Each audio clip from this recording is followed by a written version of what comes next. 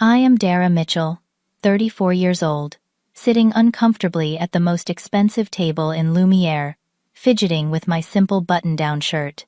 The irony is palpable. My sister Abigail glances at my modest watch, then whispers to our father loud enough for me to hear. What does she even do for money these days? Dad just shakes his head slightly. Little do they know the restaurant bill they are about to critique will never arrive. The maitre approaches our table with practiced grace. Before I tell you what happened next, drop a comment letting me know if your family has ever underestimated you, and hit subscribe to see how I finally stood up for myself after years of silent success. Growing up in the Mitchell household meant understanding your place in the hierarchy early on. My place was firmly at the bottom. While our family was comfortably middle class in suburban Connecticut, you would think we were royalty based on how seriously my parents took social status. My father, Andrew Mitchell, built his career at Greenwich Financial Partners, where he rose to become a senior banking executive over 30 years. His entire worldview revolved around appearances. The right schools, the right clothes, the right connections. When he came home each evening, he would meticulously hang his tailored suit, polish his Italian leather shoes, and place his Rolex watch in its special case. These objects weren't just possessions to him, they were symbols of his worth. Presentation determines reception. Dara, he would lecture me when I preferred comfortable clothes over the stiff dresses my mother selected. People judge your value in the first 7 seconds of meeting you. My mother Diane was the perfect complement to his status obsession. She dedicated her life to social climbing with the precision of a military strategist. The women in her garden club charity committees and country club circles feared and admired her. She monitored our achievements, not with motherly pride, but with calculation, measuring how each accomplishment could be leveraged to elevate the family standing. The Hendersons' daughter just made law review at Yale, she would casually mention at dinner. And what exactly are your plans after culinary school falls through? The question mark was merely decorative, as she never actually expected culinary school to be a genuine option. My sister Abigail was everything I was not. 5 years older, she inherited our parents' ruthless ambition, along with their conventional values. With her finance degree from Wharton and her executive position at a prestigious investment firm in New York, she represented the Mitchell legacy as it was meant to be. Her sleek bob haircut and designer wardrobe completed the picture of success my parents had envisioned for their children. My brother Benjamin, 3 years older than me, found his place in the family by excelling in both athletics and academics. Captain of his college lacrosse team, he parlayed his sports connections into a successful sports management agency. While he occasionally showed me glimpses of genuine affection in family settings, he inevitably joined the chorus of criticism directed my way. And then there was me. The disappointment, the creative one, the one who found more joy in the texture of freshly kneaded dough than in the stock market, reports that dominated our dinner conversations. The one who would sneak into our housekeeper Maria's kitchen on her days off to learn authentic Mexican recipes rather than attend the debutante lessons mother had arranged. Cooking is a wonderful hobby, Dara, my father would say, emphasizing the word hobby with barely concealed disdain. But it's not a career for someone with your background and education. The kitchen was my sanctuary, but to my family it represented my failure to embrace their values. While other parents proudly displayed art projects on refrigerators, mine removed my culinary school application from the mail and conveniently lost it before I could submit it. During my college years at Boston University, I compromised by majoring in business administration, while secretly taking culinary classes downtown. I worked part-time at a small Italian restaurant near campus, coming home with burns on my arms that I hid under long sleeves during family visits. Each semester I endured phone calls detailing Abigail's latest promotion or Benjamin's expanding client roster. When are you going to grow out of this food phase? Mother would ask, as if my passion were no different than my childhood obsession with horses or my brief attempt at learning violin. Holiday gatherings became showcases for criticizing my life choices. Thanksgiving dinners featured turkey that Mother insisted was catered from the finest service in Connecticut, but that I could tell came from the local grocery store deli counter. When I offered to cook the following year, the family unanimously rejected the idea, citing tradition. "We cannot have experimental cuisine at a Mitchell family gathering," father declared, as though my classical French training were equivalent to serving insects or inedible plants. The lowest point came at my college graduation dinner. While my parents had rented out entire restaurants to celebrate my siblings' graduations, mine was held in a private room of a chain steakhouse. When the time came for toasts, my father raised his glass to Dara's completion of her education and the hope that she finds direction soon. Not achievement, not success, not even congratulations. Just completion, like I had finished a mundane task rather than earned a degree with honors. That night, as my family dissected my job prospects with surgical precision, I made a decision that would change everything. I would not subject myself to these gatherings anymore. I would not continue to serve as the family's emotional punching bag. I would forge my own path, and I would do it far from their judgmental gazes. What I did not decide that night, but what evolved naturally over the years that followed, was that I would keep my eventual success completely hidden from them. If they could not support my struggle, they would not share in my triumph.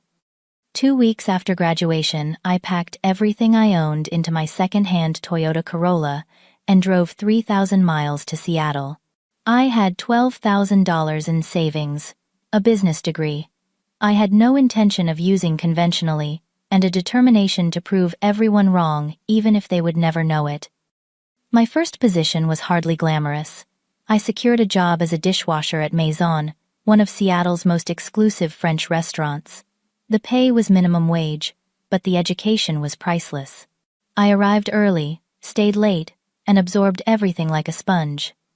"You work differently than the others," Chef Gabriel remarked one evening, as I meticulously cleaned copper pots after a 13-hour shift.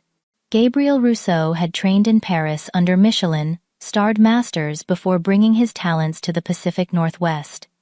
His praise was as rare as the white truffles he imported each fall. "I notice things," I replied simply. "What did you notice today?" he challenged. I hesitated before answering. The scallops came in looking slightly off. "Too uniform. I think your supplier switched to treated ones, and the new pastry assistant is overworking the dough for the tart shells." Gabriel raised an eyebrow. "Come in 2 hours early tomorrow. I want to show you something." Those 2 hours became my real culinary school. Gabriel taught me to butcher whole animals, to identify dozens of mushroom varieties blindfolded, to make the 5 mother sauces by feel and smell rather than recipe. Within 6 months I had moved from dishwasher to prep cook, though I still took dishwashing shifts to earn extra money. My apartment was a 300-square-foot studio above a noisy bar in a questionable neighborhood. I slept on a mattress on the floor and owned exactly 3 sets of clothes beyond my work uniforms. Every spare dollar went toward cooking equipment, reference books, and tasting experiences at competitors' restaurants. After 18 months at Maison, I was promoted to line cook. The day Gabriel moved me to the fish station, typically reserved for cooks. With 5 years of experience, I wanted desperately to call my parents. I imagined my father's surprised respect, my mother's reluctant pride. Instead, I called no one, celebrated with a single glass of wine at my tiny kitchen counter, and went to bed early to prepare for the next day's challenges. While working 60-hour weeks at Maison, I also took night classes in restaurant management at the local community college. My business degree provided a foundation, but I needed specific knowledge about food costing, inventory management, and hospitality regulations.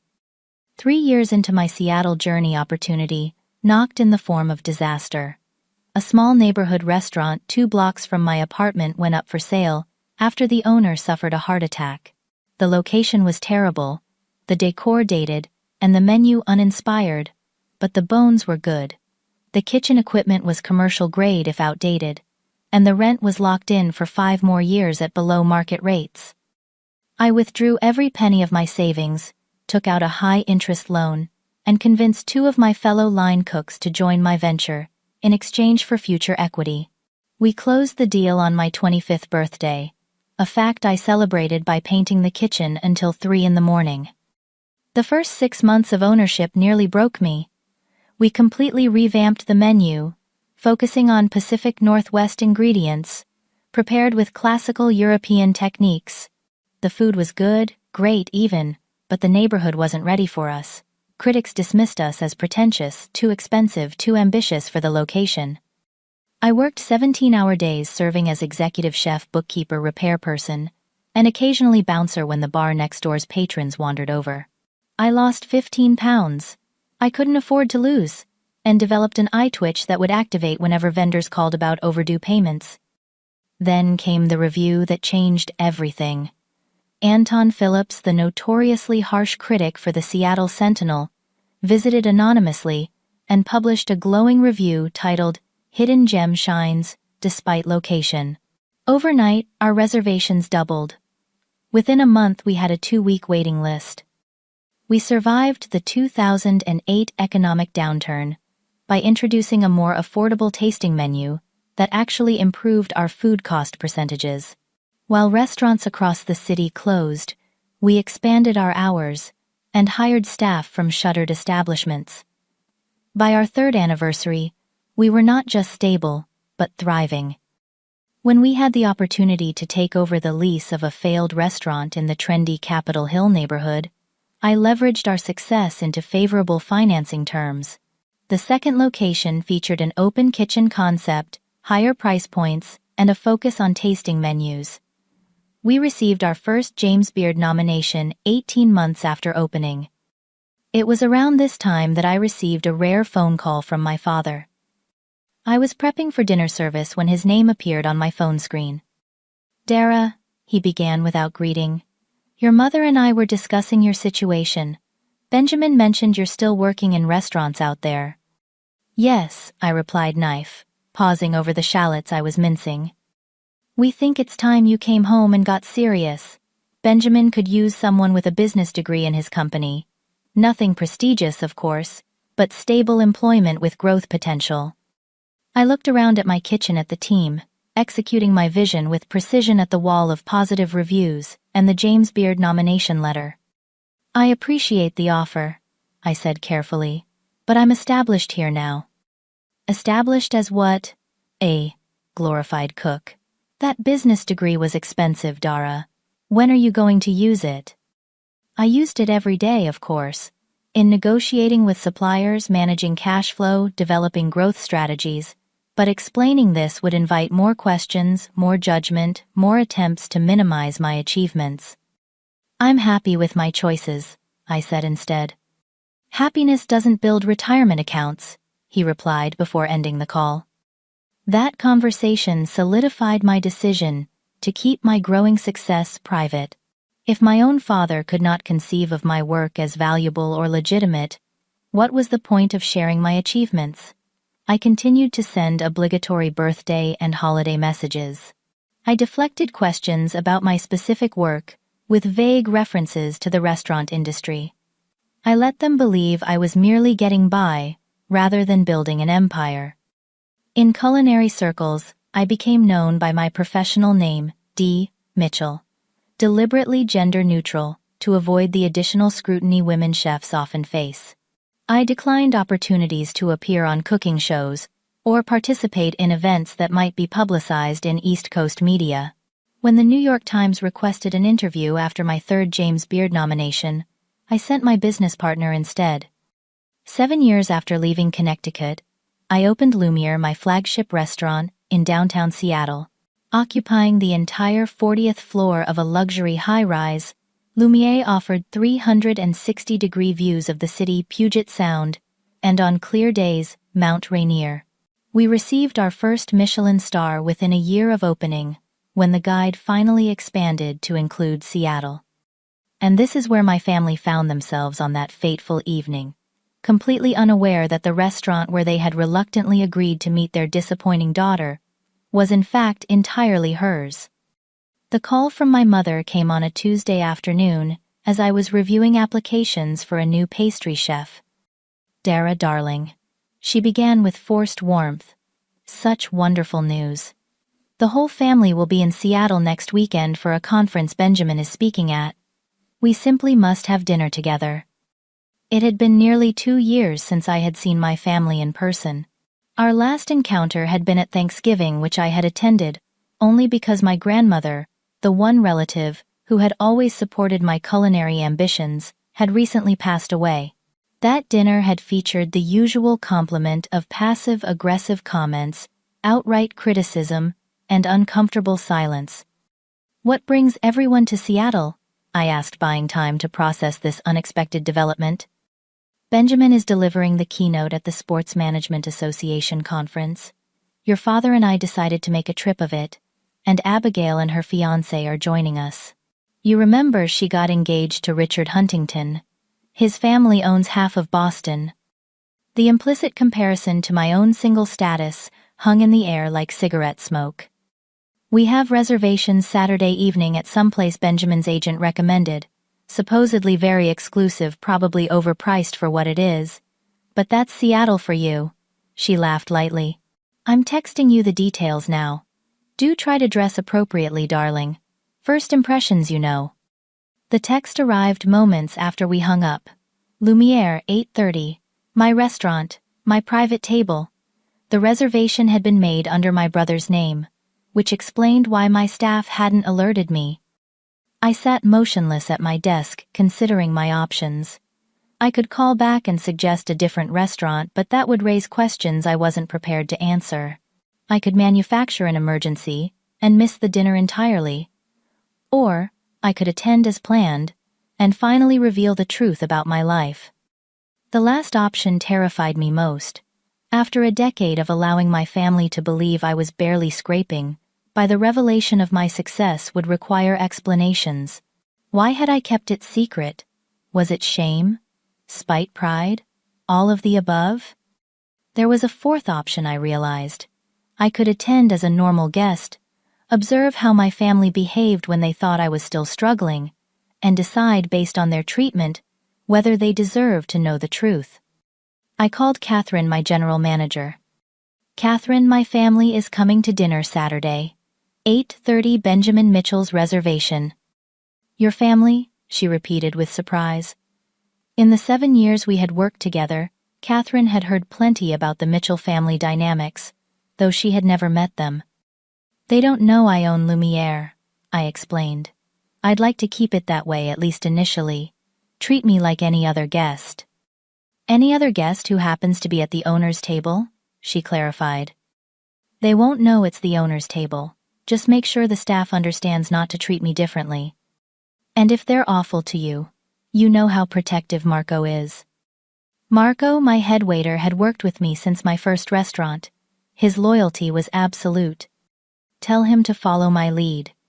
If I signal for the reveal, he'll know."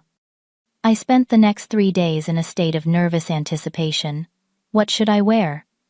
Something too casual would invite criticism, but my usual chef whites or business attire might signal my position. I settled on simple black trousers and a gray silk blouse, nice enough to avoid commentary, but not flashy enough to suggest financial success.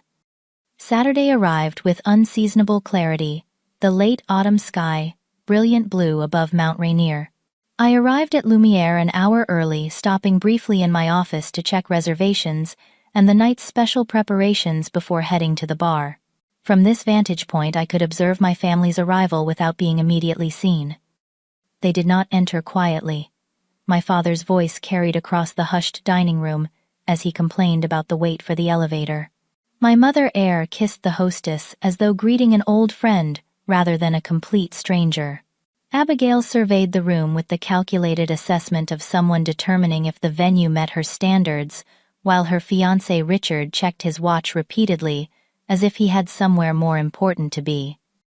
Only Benjamin seemed genuinely interested in the restaurant itself, commenting on the architectural details and asking informed questions about the wine cellar visible through glass walls.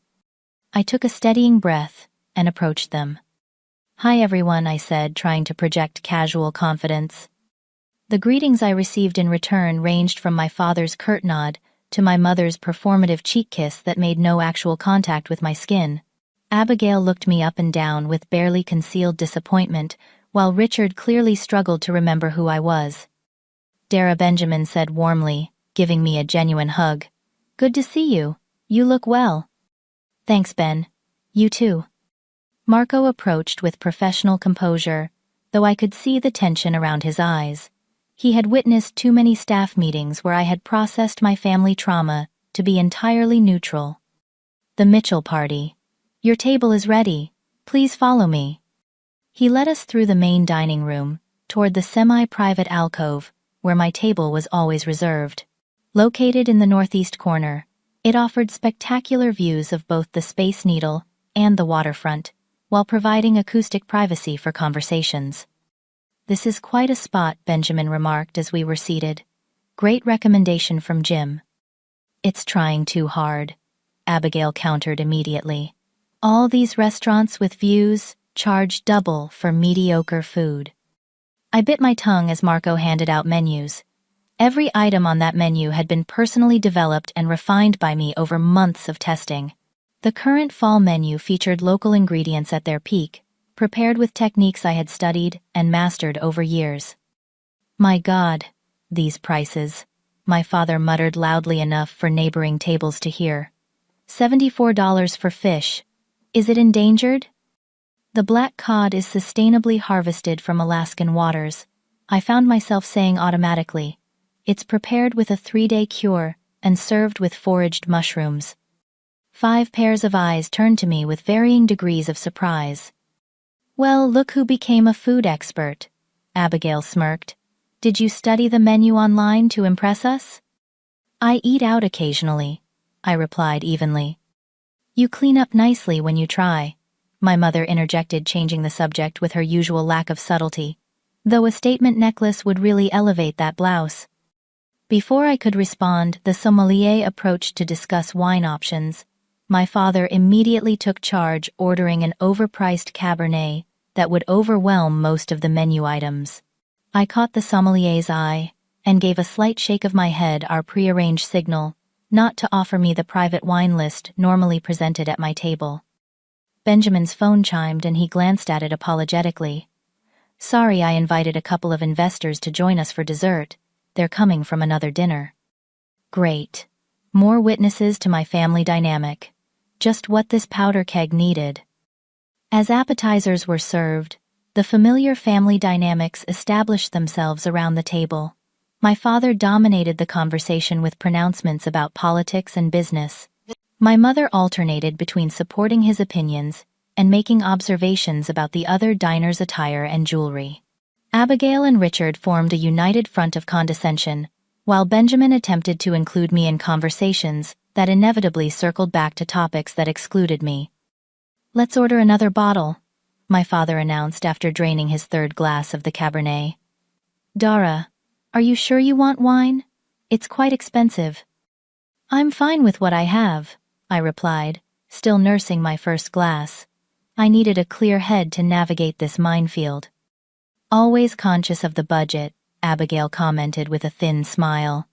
Should you be sticking to the appetizer section, sis? Those entrees are pretty steep. I can manage, I said quietly.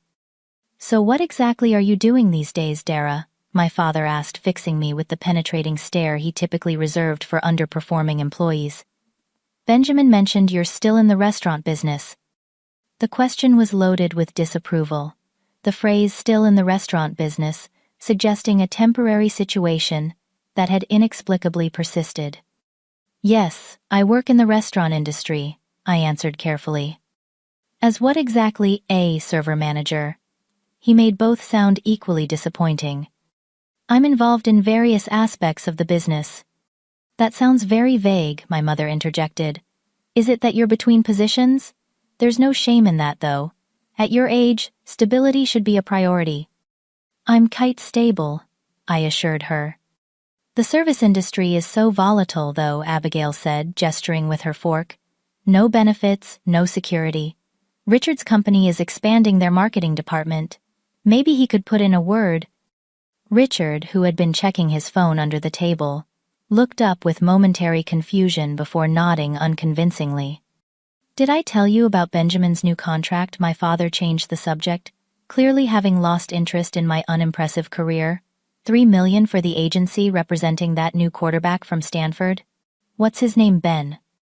As Benjamin detailed his latest professional coup, I found myself mentally reviewing the kitchen's timing for our entrees.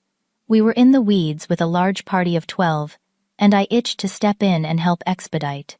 Instead, I sat and nodded and played my assigned role of underachieving daughter.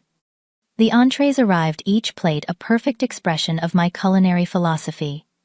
My father had ordered the dry-aged ribeye, a cut we aged in-house for 45 days, and served with bone marrow butter and triple-cooked potatoes. He cut into it, frowned, and immediately signaled for Marco. "This is medium well."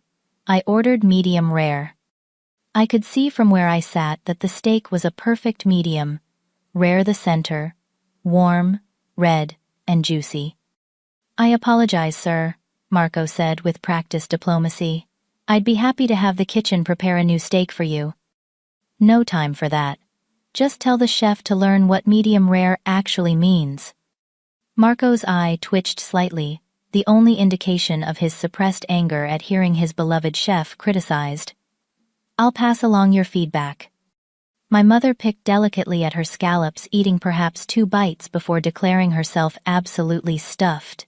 Abigail made a show of photographing her deconstructed duck cassoulet, before pushing it around her plate while continuing to drink steadily.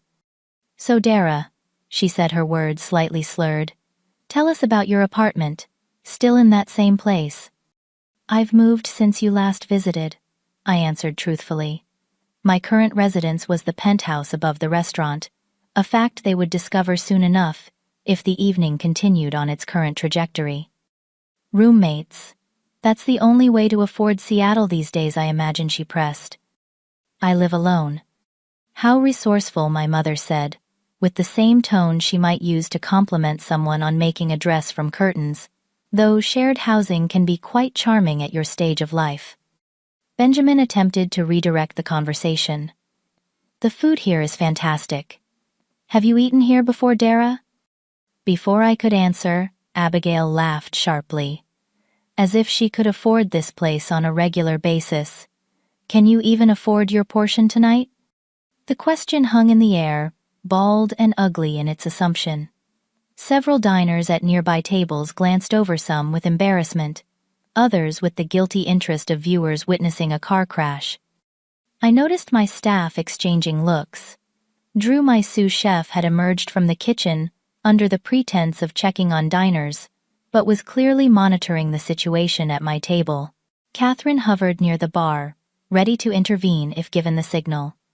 Without warning, 2 servers appeared with dishes. No one had ordered a small plate of seared foie gras with preserved cherries and a truffle risotto with gold leaf. My signature dishes sent out by a kitchen, showing solidarity with their chef. "We didn't order these," my father began to object. "Compliments of the chef," the server explained smoothly. "For the Mitchell party." My family looked surprised, but quickly recovered, diving into the free food with enthusiasm, while continuing to critique everything around them. "The lighting in here is all wrong," my mother declared. "Too moody. They're hiding something." "Probably the fact that the crowd is mostly tourists and tech nouveau riches," Abigail added. "No real Seattle history in a place like this." If only she knew that the reclaimed wood paneling came from a 19th-century lumber mill that had been my great-grandfather's first job when he immigrated to Washington. That the art on the walls was exclusively by Pacific Northwest artists, many of whom I had personally commissioned. That the restaurant's name, Lumière, honored both the French techniques that formed the foundation of my cooking and the indigenous name for the region that translated roughly to place of light. But sharing these details would reveal too much. I continued to eat silently, weathering the storm of family judgment, while waiting for the inevitable breaking point. As the dinner progressed into its 3rd hour, I excused myself ostensibly to use the restroom, but actually to retreat to my office for a moment of peace. The evening had been exactly as difficult as I had anticipated, perhaps even worse, due to the alcohol loosening already loose tongues. Drew found me there, staring out the window at the Seattle skyline. "Chef, with all due respect, why are you letting them treat you like this?" he asked, closing the door behind him. I sighed, turning to face my loyal sous chef of 5 years. Complicated family history. "They have no idea who you are, do they? What you've built?" "No," I admitted. "And I'm starting to think that was a mistake. Not the building part, the hiding it part." Drew leaned against my desk. "So tell them. Watch their faces when they realize they've been trash-talking the owner and executive chef all night." "It's not that simple." "It never is with family," he agreed. "But chef, I've worked with you through 3 restaurants and a Michelin star. I've seen you handle health inspectors, critics, and that celebrity who demanded we serve him off menu at midnight. You're the strongest person I know in the industry. Don't let them make you small." His words resonated with something that had been building in me all evening, perhaps for years. Why was I still playing the role they had assigned me? Why was I allowing their narrative to override the truth of my accomplishments? "You're right," I said finally. "It's time." "Want backup?" Drew offered. "Number. But have the kitchen prepare a special dessert course, the full chef selection, and tell Catherine to prepare the 96 sauternes." Drew grinned. "Going out with a bang, chef." "Something like that." When I returned to the table, the conversation had shifted to my apparent failings, discussed as though I were not about to rejoin them. She always had potential, my father was saying to Richard. But potential without direction is worse than mediocrity with purpose. She could have had a position at my firm years ago, Abigail added, but she was too proud to accept help. "Not proud," my mother corrected. "Stubborn. She gets that from your side, Andrew." Benjamin alone seemed uncomfortable with the direction of the conversation. "She seems happy, though. Isn't that what matters?" "Happiness doesn't build retirement accounts," my father repeated, his favorite dismissal of my life choices. I stood silently behind my chair, absorbing these final blows, before making my presence known. As I settled back into my seat, I made a subtle hand gesture to Marco, who had been hovering nearby. He approached, immediately, professional smile firmly in place. "How is everyone enjoying their evening?" Before my father could launch into his critique of the perfectly cooked steak, Marco turned to me. "Welcome back, Miss Mitchell. I see your usual table is serving you well tonight. Chef wanted to know if the special menu met your expectations." The reaction around the table unfolded in slow motion. My father, who had been mid-sip of his wine, choked slightly, setting down his glass with excessive care. My mother's fork clattered against her plate. Abigail froze with her wine glass halfway to her lips.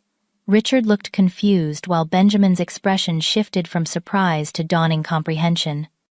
"I'm sorry," my father said, finding his voice. "I think there's been a misunderstanding." "No misunderstanding, Mr. Mitchell," Marco replied smoothly.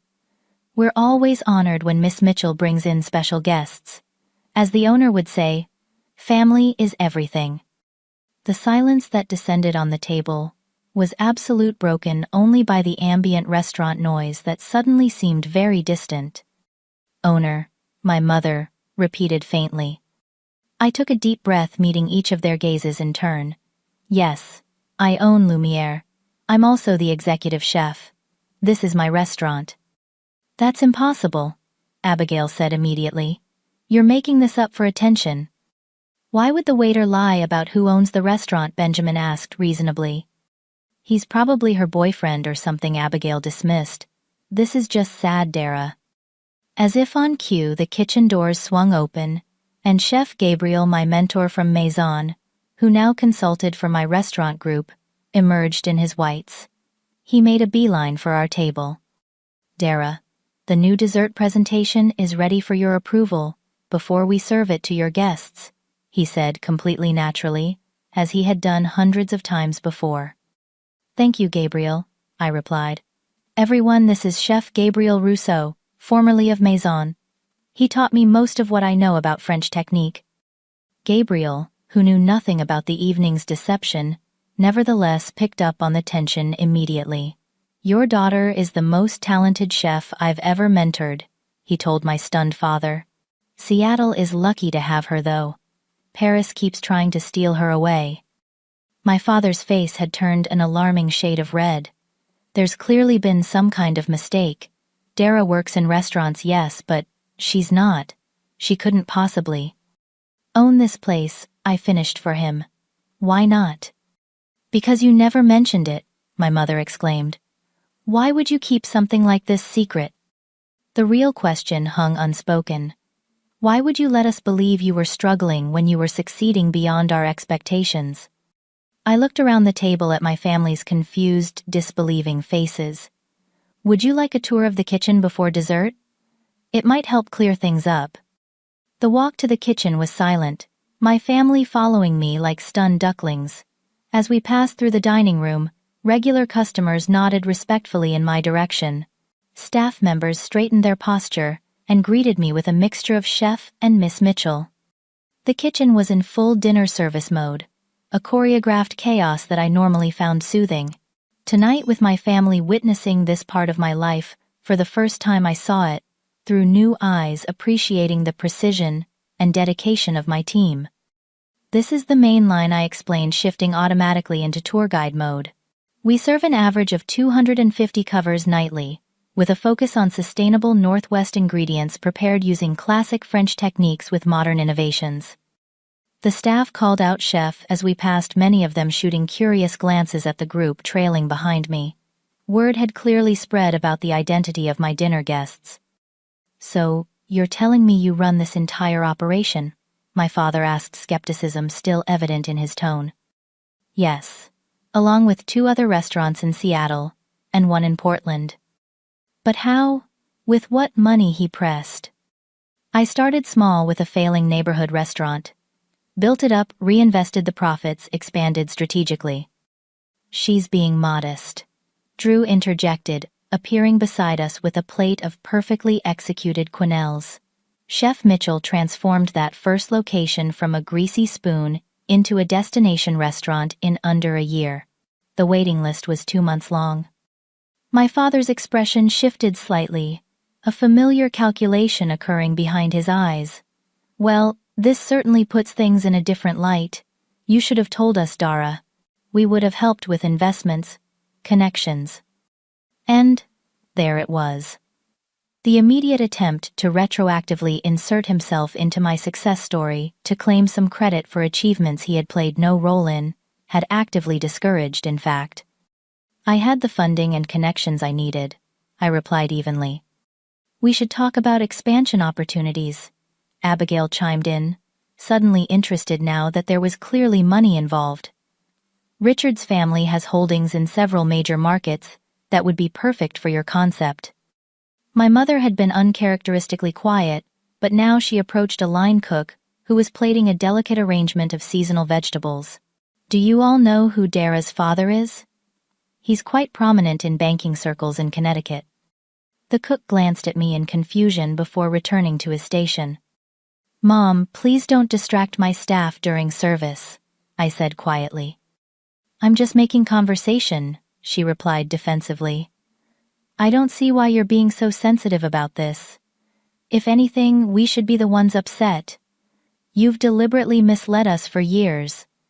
I led them out of the main kitchen and into my private office adjacent to the dining room.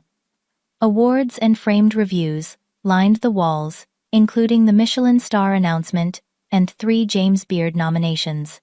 A large photograph showed me with the governor at a charity event last year. My mother immediately gravitated toward the awards wall, eyes widening as she took in the scope of my accomplishments. My father studied the financial magazines that had featured profiles of my business acumen. "I suspected something," Benjamin said, quietly hanging back as the others explored the office. "I follow the food scene pretty closely.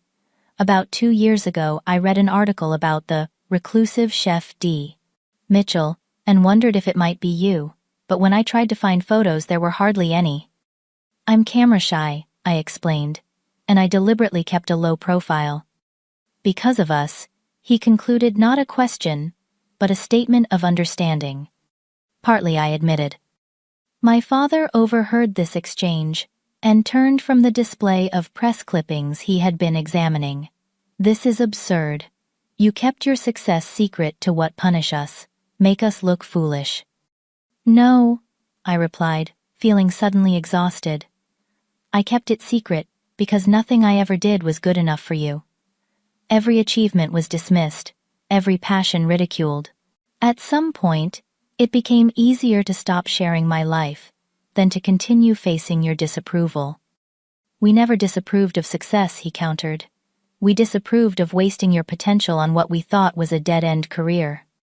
And that's exactly the problem, I said, my voice rising slightly despite my efforts to remain calm. You decided what my potential should be, without ever asking what I wanted. You defined success so narrowly that anything outside your vision was automatically failure. We wanted what was best for you, my mother interjected.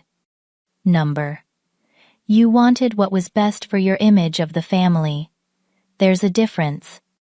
Abigail, who had been unusually quiet during this exchange, suddenly spoke up.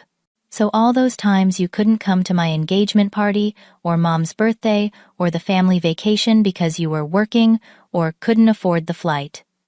I was working, I confirmed. Running multiple restaurants is more than a full-time job. But yes, I could have afforded the flights.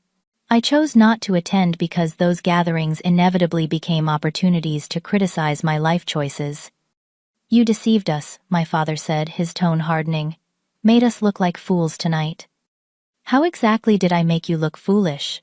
I asked, genuinely curious. By allowing you to be yourselves, I never lied about my work. I said I was in the restaurant industry. I am. You assumed that meant I was struggling, because that fit your narrative about my choices. You deliberately withheld information, he insisted. Yes, I acknowledged. After years of having my accomplishments dismissed, I stopped sharing them. That's on me. But the reason I felt I needed to withhold that information, that's on you. The tension in the room was palpable. My father looked as though he wanted to continue arguing, but was constrained by the growing realization that he was standing in his daughter's domain, surrounded by evidence of her undeniable success. Benjamin broke the stalemate. I think what Dad is trying to say is that we're proud of what you've built here, Dara. It's impressive by any standard. Right, Dad? My father nodded stiffly, clearly struggling with a complex mix of emotions. Pride warred with embarrassment recognition, with resentment at being kept in the dark. Your dessert course should be ready, I said, checking my watch. We should return to the table. As we filed out of the office, my mother lingered behind to whisper urgently, You should have told us, Dara. We would have been so proud to tell our friends. There it was again, the concern for appearances, rather than for my actual well-being or happiness. Some things never changed. Back at the table, an elaborate dessert presentation awaited us, the full chef's tasting selection that was normally reserved for VIPs and food critics. Delicate pastries house-made ice creams, chocolate constructions, and fruit preparations filled the table, accompanied by the vintage sauternes I had requested. Now that we know who you really are, Abigail said, as we settled back into our seats, you should come to my wedding. Richard's family is flying in guests from across Europe. Your restaurants would make a great conversation piece. I studied my sister, trying to determine if she was being deliberately obtuse, or if she genuinely could not see how offensive her suggestion was. I'm not a conversation piece, Abigail. I'm your sister, and my work isn't something you can use to impress your future in-laws. That's not what I meant, she backpedaled unconvincingly. I think what we all need, Benjamin interjected diplomatically, is time to process tonight's revelations.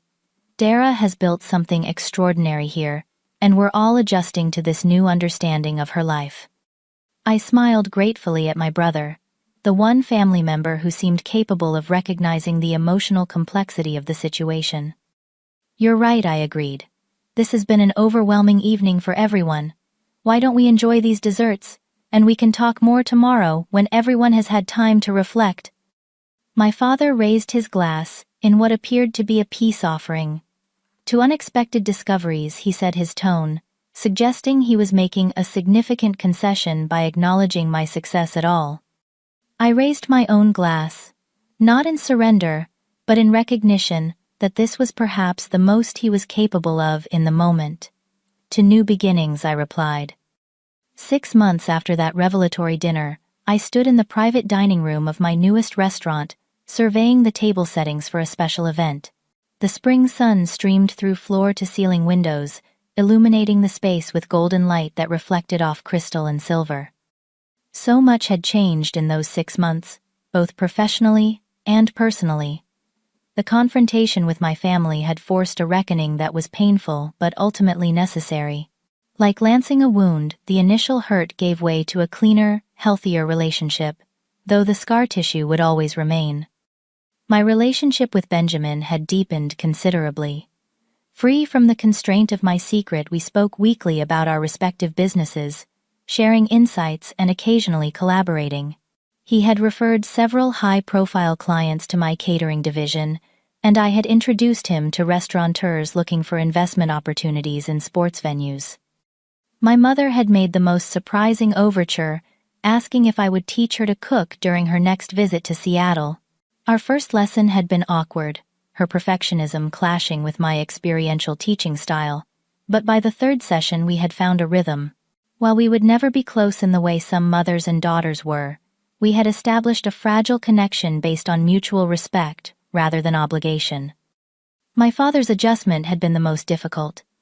His initial attempt to claim retroactive credit for my success gave way to grudging respect and eventually to a strained pride that seemed genuine if limited. He still occasionally made comments about how my business degree had clearly been put to good use, after all unable to fully embrace that my culinary skill was equally valuable to my financial acumen. Abigail remained. Abigail, though the power dynamic between us had shifted irreversibly. Her wedding had proceeded without my participation as a bridesmaid, though I did attend as a guest. She had continued to post photos from Lumiere on her social media accounts, tagging me in ways that suggested we had always been supportly close, a revisionist history I chose not to correct publicly. More significant than these external changes, however, was my internal transformation. The burden of secrecy I had carried for a decade had been heavier than I realized. With that weight lifted, I found myself more willing to step into the public role I had long avoided. I had given interviews to several national publications, accepted speaking engagements at culinary schools, and even made a brief appearance on a cooking competition show as a guest judge. I had also found love unexpectedly with Emma, a food photographer who had come to shoot my spring menu and stayed for dinner. Our relationship had developed slowly, built on mutual respect and a shared passion for creating beauty through food. She understood my work commitments in a way no previous partner had, and her warm, straightforward nature provided a counterbalance to my more reserved personality. Most importantly, I had finally learned to take pride in my achievements without seeking external validation. The approval I had so desperately wanted from my family as a young adult now seemed far less important than my own satisfaction with the life I had built. The door to the private dining room opened, interrupting my reflections. Catherine entered with a clipboard and her usual efficient energy. "The first guests will arrive in 20 minutes, she informed me. "Your brother just texted that he's parking now." Tonight's event was a fundraiser for a culinary scholarship program I had established for disadvantaged youth interested in restaurant careers. Benjamin had helped secure several athletes as attendees, while my father had surprised me by making a substantial donation.